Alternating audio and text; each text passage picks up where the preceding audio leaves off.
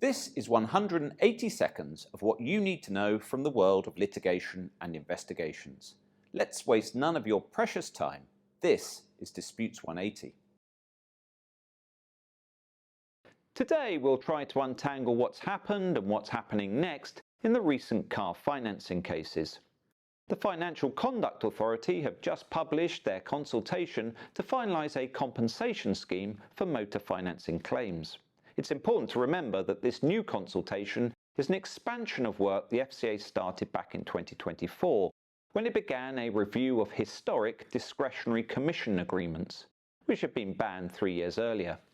That historic review was then broadened later in 2024 to include non-discretionary commissions, and then again following a Supreme Court decision this year. So with this latest expansion of the review, let's quickly recap on how we got here. Back in 2024, the Court of Appeal caused a stir with a ruling on 3 combined cases brought by customers who had used a dealer to help arrange finance to purchase a car. The Court of Appeal's judgment dealt with a number of complex issues, but at its heart was a decision that dealers who arrange financing owe a fiduciary duty to their customers when introducing them to third-party finance companies.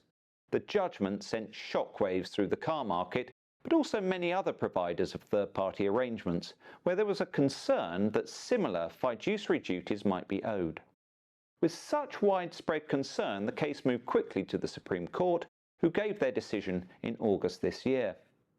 The Supreme Court broke down the issues into 3 discrete topics. First, was there a claim under the tort of bribery? Next, was there a claim in equity or the existence of a fiduciary duty? Third, was there a Consumer Credit Act claim? Across these 3 issues, the court ruled in favour of the financing companies on 2, finding that 1. Car dealers did not owe fiduciary duties to customers seeking a financing arrangement, and 2. With no fiduciary duty, they dismissed the claims for bribery and dishonest assistance.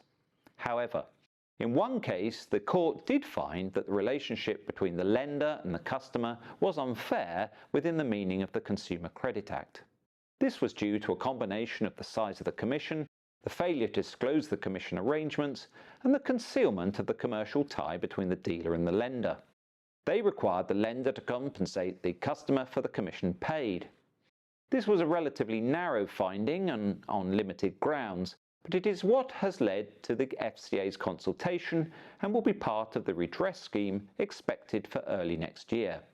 The FCA estimates that the total cost of the compensation scheme across the various categories could range from £9 to £18 billion, depending on the final design. That's a lot of money, but well short of some of the estimates suggested in the past.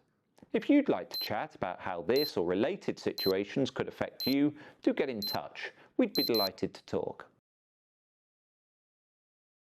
And that's your 180 for today. It was brought to you by the wonderful team here at Paul Hastings in London. If you want to join a live version, we host regular events at the Paul Hastings office, including our 2 flagship series, Developments in Disputes and The Future of International Arbitration. To make sure you don't miss out on any of this great content, follow our Paul Hastings LinkedIn page. And if you've enjoyed this edition of Disputes 180, why not look out for the next one? That way, you'll have done a full 360.